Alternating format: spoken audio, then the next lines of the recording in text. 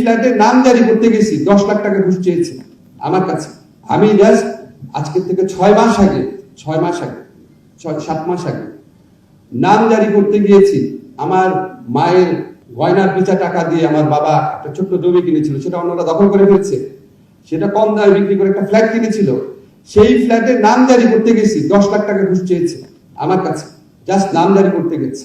কারণ ওই নামে নাকি আরেকজন নাম জারি করে ফেলছে। ওই একই জমি যেই ফ্ল্যাট আমার বাবা কেনা, যেই ফ্ল্যাট আমরা 20 বছর যাওয়ার ভাড়া পাই, সেটা নাকি অন্য একজনের নামে আরেকজন নাম জারি করে ফেলছে। 10 লক্ষ টাকা ঘুষ দিতে হবে। এই ঘুষ নেওয়ার নির্দেশ কি শেখ হাসিনা দিয়ে গেছিল? এই ভূমি অফিসে যে লোকজন আছে নামজারি যারা করে তাদেরকে শেখ হাসিনা বলেছিল যে যতগুলো কারণে সবার থেকে 10 লাখ টাকা করে ঘুষ দিবা।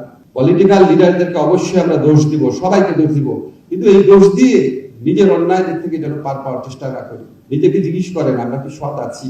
সবসময় কি কম্পালশন থেকে আমরা অসৎ হই?